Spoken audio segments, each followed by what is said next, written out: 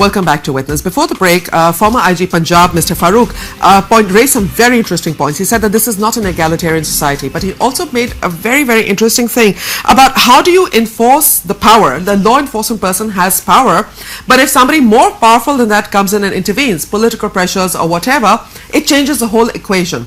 So basically, the richer you are, the more politically connected you are, or whatever way you have to protect yourself, there is an increasing level of impunity for those who commit crimes. Dr. Ambreen, this is something that we haven't really tackled. We know who the victims are, but the aggressors, yes, we don't know them. We don't know their minds. Well, I think what you're saying is that whenever there is a power imbalance, whenever somebody feels like they have more power, they can get away with it. Yeah. So there is much more chance of abuse occurring.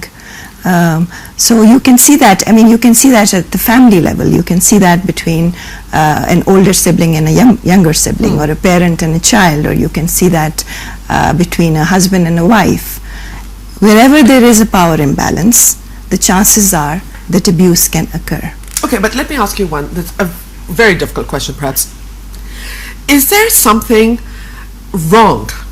I know psychiatrists don't like the words wrong and normal or whatever, but what makes somebody psychologically, mentally different?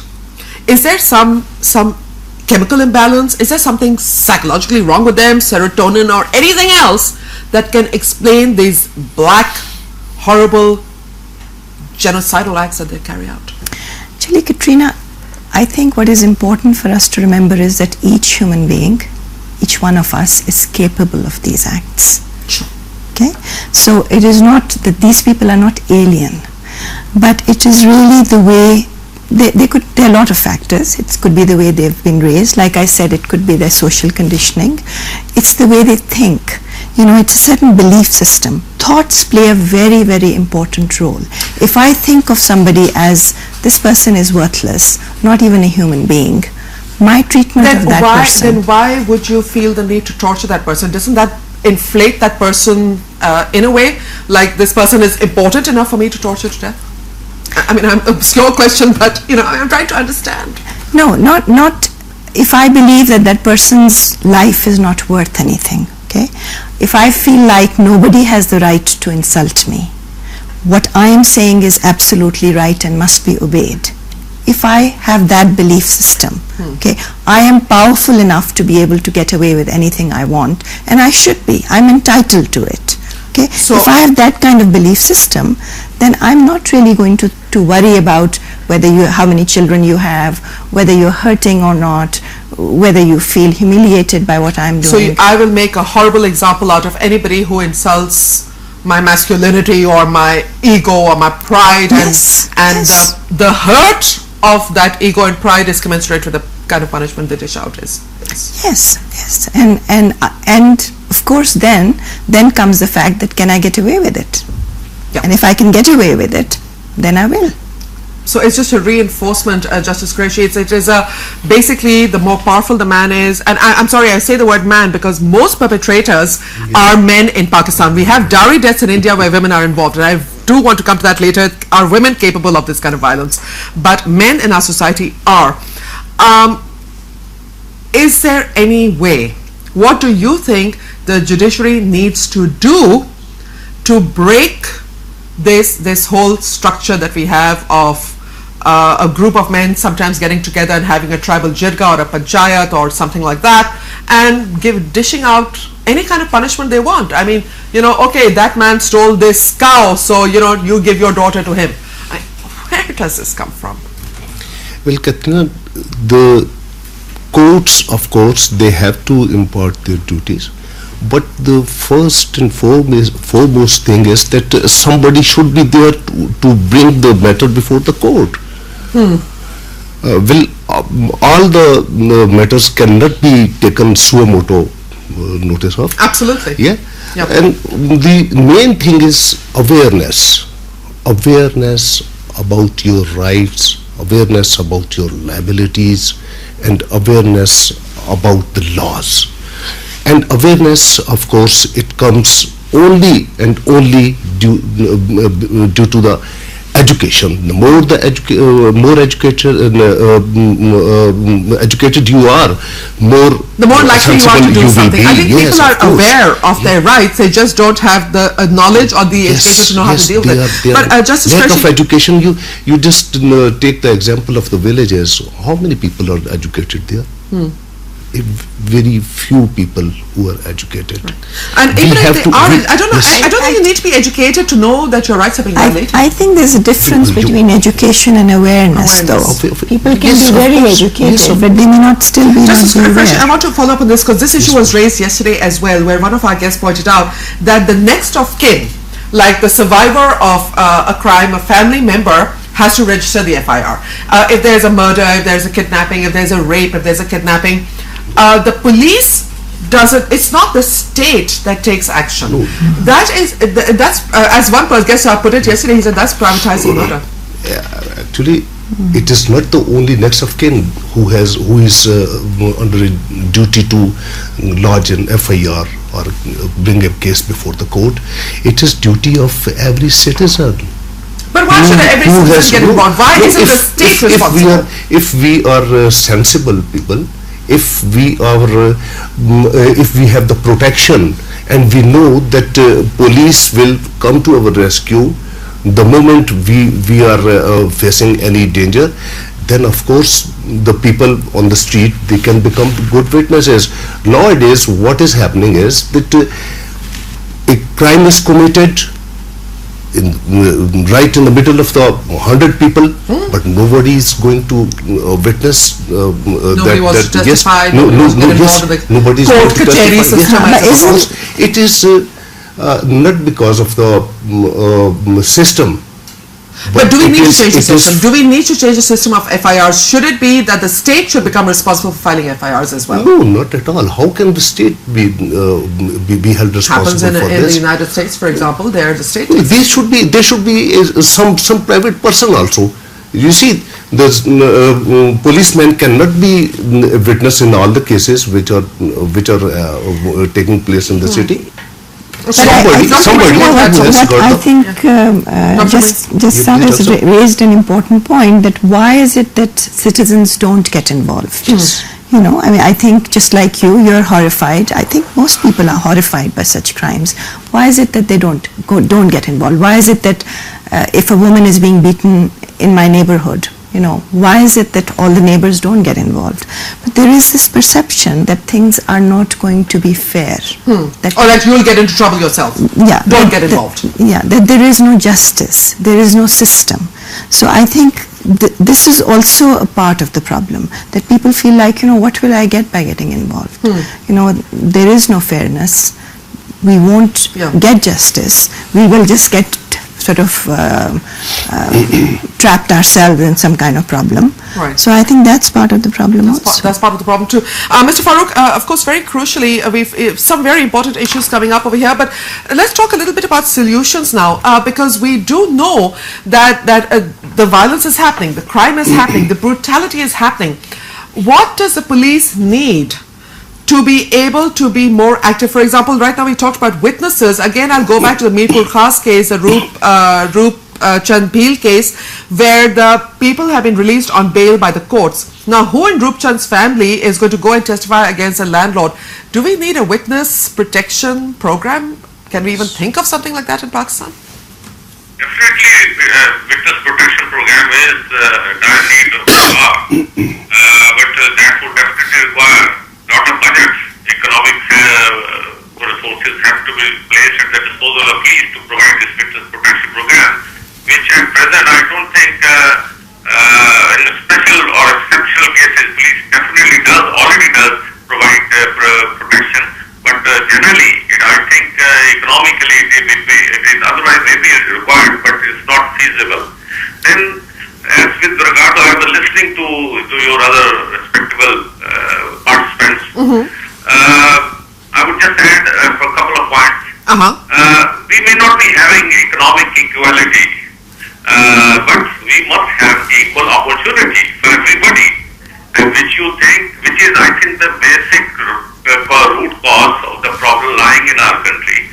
That's one of the major reasons for which the crimes are committed, or if violations or corruption is prevalent in our society.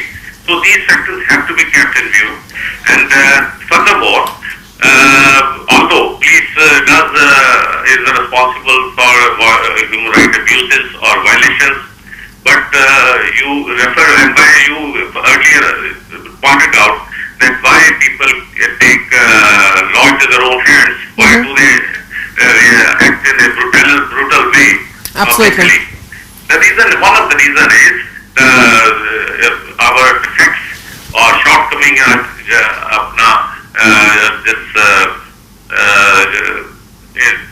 in our policing system? Problem in the trial courts and the courts, in the judiciary, the lower courts. Right.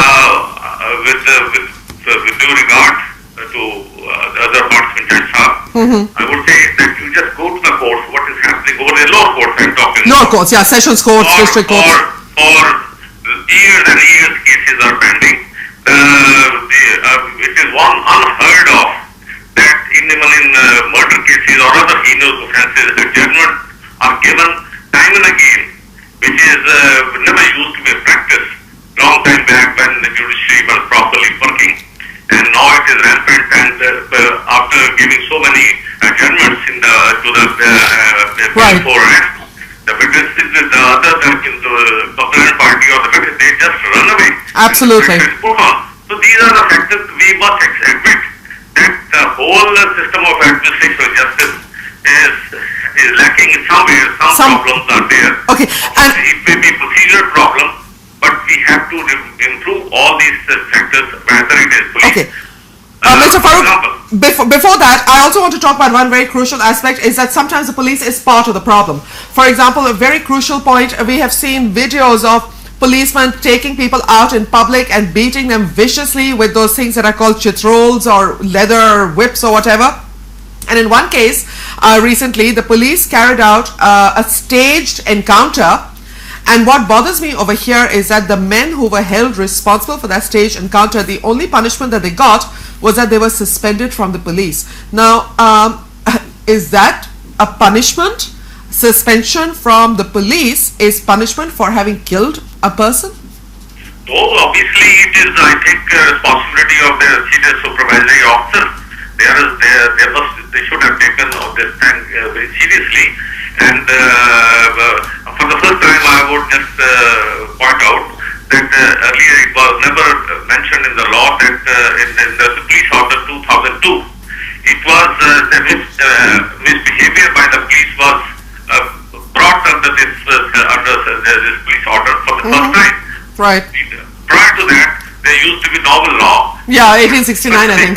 Specific law was also, section of law was introduced in the police order 2002. Right. And, but as far as I think, if you put pressure, put responsibility on the officers, criminal action should have been taken in some cases. Should have been taken, And, absolutely. But the point is that the supervisory officers, they are responsible for that. And Right. they should be taken to task if the incident has come into their notice and they have not taken proper action, disciplinary as well as legal action, criminal action Yeah. against defaulters. Then they are also responsible. Equally responsible. Let's get Justice Qureshi's reaction on that. Justice Qureshi, this is Yes, such a please. crucial issue because the police will protect its own, obviously. That's going to be instinctive any part of the world. But now here's the issue. A strong verdict. If a judge were to slap down a vicious verdict against someone, will that deter the commission of heinous crimes? Well, as I said earlier, it all depends upon the evidence which is brought on the file that the judge will be able to give a good verdict. If there is no witness, if there is no evidence brought on the file, what can a judge do? Is The it judge cannot decide a case I am told now against that- a person in the absence of the evidence Of on the evidence. file. I understand, Justice Qureshi, but I am told that under Pakistani law, very rarely do judges admit videotaped evidence. Is that true? No, it is admissible. It is admissible. It is admissible. So a videotape from a television Yes, channel of can course. be No, used. it is admissible.